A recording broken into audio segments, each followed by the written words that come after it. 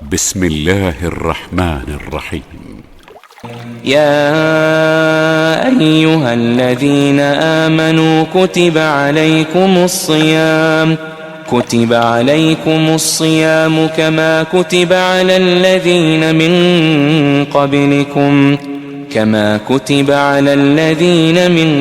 قبلكم لعلكم تتقون. الحمد لله والصلاة والسلام على رسول الله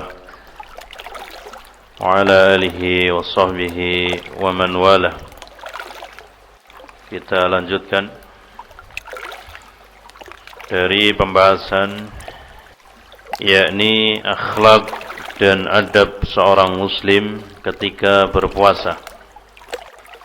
Yang berikutnya akhlak dan adab seorang muslim ketika berpuasa, al-iksaru min a'malil bir, memperbanyak melakukan amal-amal kebaikan di bulan Ramadan, yakni berzikri, berzikir. Masya Allah, ini amalannya banyak sekali. Doa, hafalkan kitab Adhkar, ya, kemudian kitab Hisnul Muslim, zikir, doa, istighfar. Ini kunci ingin mendapatkan rezeki, ya. Istighfar, banyak istighfar.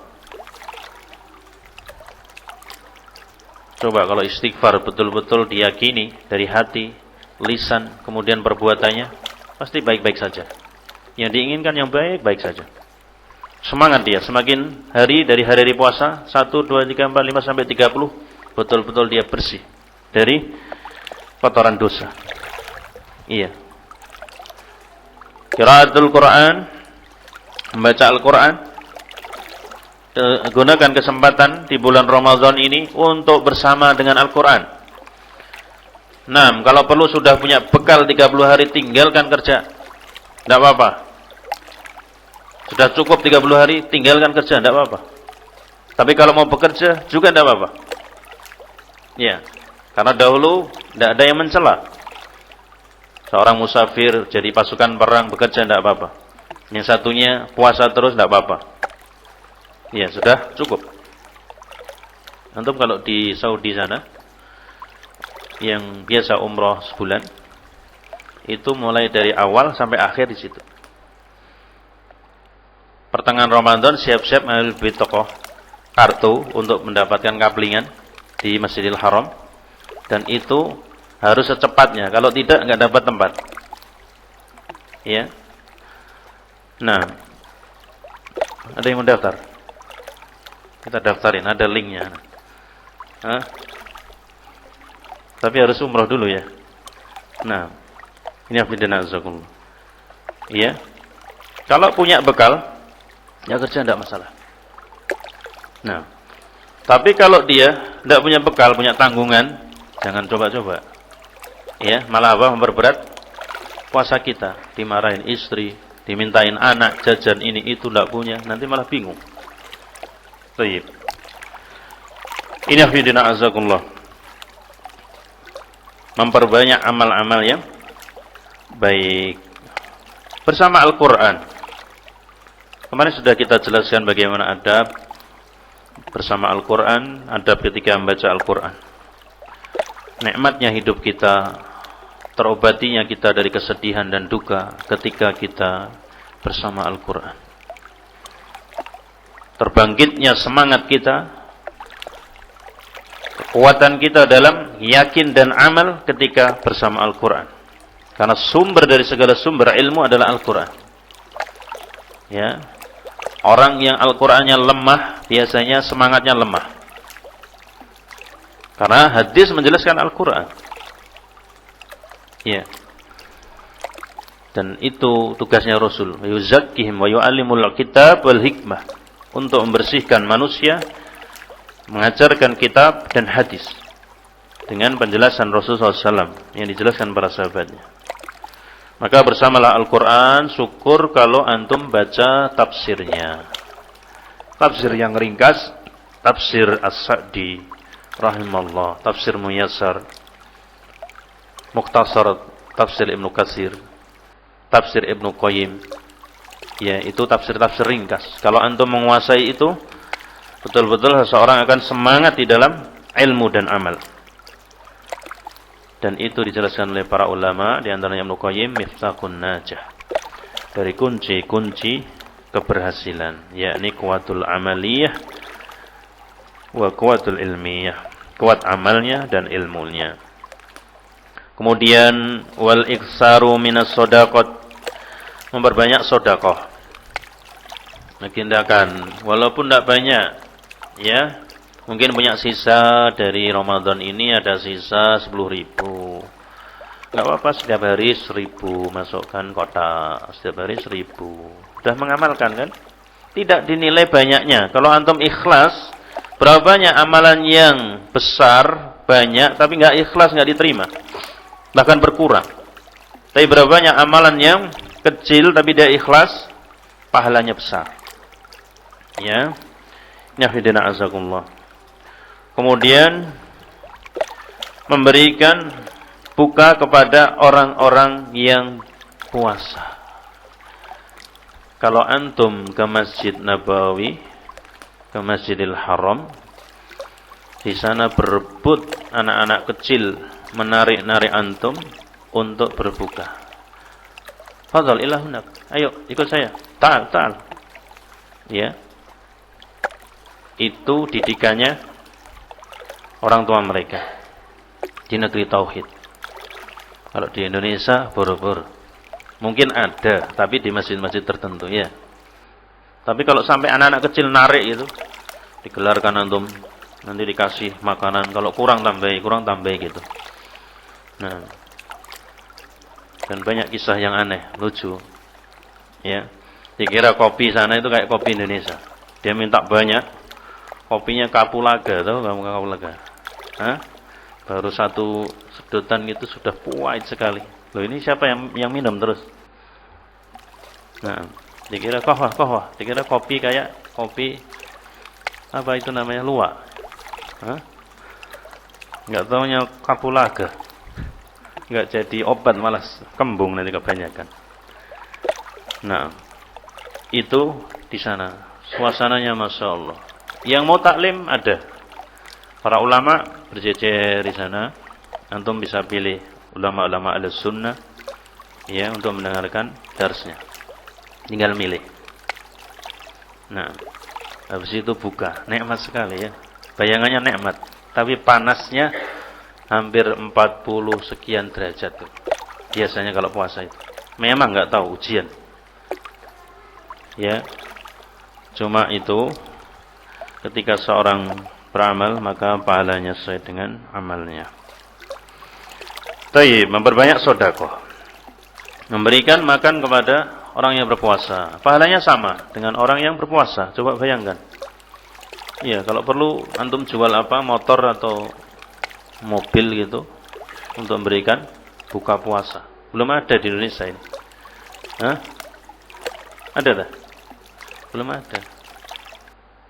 Yang banyak kan semua yang baik-baik dikumpulin di mejanya. Satu, ini makanan dari ini dimakan sendiri. Iya. Kan gitu. Indonesia masih jauh. Nah, kebiasaannya dari negeri tauhid. Semoga minimal di pondok kita seperti itu. Iya, di kampung sunnah seperti itu. Nah, nanti bisa bagi-bagi hari apa buka bersama. Oh, si fulan mau buka bersama, mau nyumbang makanannya, si fulan minumannya dan seterusnya. Itu bisa diagendakan. Ya, sambil ngundang ustaz ya, jangan lupa. Nah, yang enak-enak itu disebar kebaikannya. Fa amman ni'mati bi rabbika fahaddits. Maka nikmat Rabbmu yang ada pada kalian disebar. Tayyib. Kemudian silaturahim. Ternyata silaturahim juga disyariatkan. Karena sifatnya umum, bukan mengkhususkan loh ya. Pokoknya kalau pas 1 Syawal saya harus ke rumah-rumah orang untuk ngetuk pintunya minta bahal namanya. Tahu bahal? Jadilah halal bihalal. Wah, bahaya. Yang perempuan halal untuk disalami laki-laki dari halal ke halal katanya. Na'udzubillah. Ya, laki-laki perempuan salam-salaman. Habis itu pada nyangkruk di mana, di jembatan-jembatan atau pakai motor, pakai mobil, dua-duaan. Hari raya Islam yang suci di situ. Iya apa iya? Maka nasihat buat kaum muslimin, naam, kalau mau saling memaafkan, iya dipisah tempatnya. Tidak usah ditetapkan juga.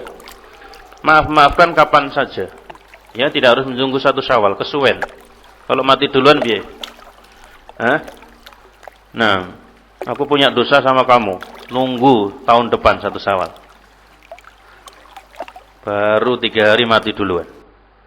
Bagaimana? Tidak dimaafkan. Ya. Tapi kalau memanfaatkan momen ketika dia mungkin punya banyak kerjaan, ya jauh, mungkin tinggalnya di Saudi, baru pulang sekali, ya sekalian. Nah, ini dianjurkan. Baik, kemudian amal-amal yang lain yang dianjurkan seperti i'tikaf. Ya, i'tikaf itu penting. Nah, karena disebutkan apa? Ketika nanti seorang mendapatkan Lailatul Qadar, itu lebih baik dari 1000 bulan. Agendakan i'tikaf. Ya. Kemudian amal-amal yang lain yang sangat banyak. Ya, qiyamul lail ditata serapi mungkin, sebaik mungkin. Ya, kalau perlu imam-imamnya dijadwal, kemudian bacaan-bacaannya ya jangan terlalu panjang juga jangan terlalu pendek, dengan kekhusyukannya. Ya, tidak sebagaimana orang-orang umum. Coba tarawih cuma berapa? 7 menit. Ini tarawih tercepat di dunia katanya. 7 menit. Bang dibaca apa? Yasin, Allahu Akbar. Astagfirullah. Kemudian apa?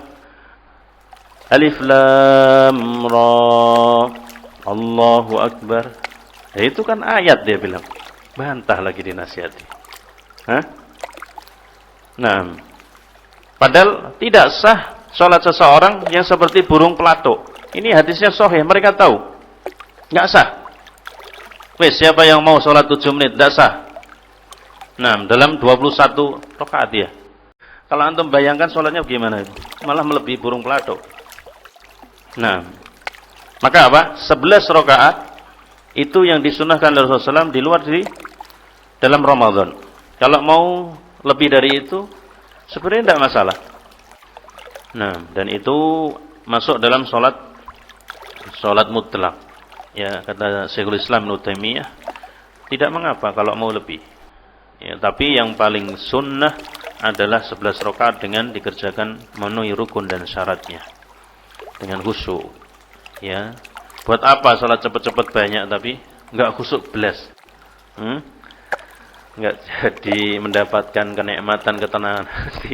Kasihan yang sepuh-sepuh ya. Masyaallah. Ada yang ngomplain Ustaz itu. Itu imamnya jangan panjang-panjang, Ustaz. Iya. Kasihan ya sepuh-sepuh. Sampai bergetar kakinya. Kalau yang banyak ya, cepat juga demikian, ngos-ngosan. Astagfirullah. Nah. Na'udzubillahi min dzalik. Ya, semoga Allah Subhanahu wa taala memberikan hidayah kepada saudara-saudara kita yang melakukan tarawih seperti ini.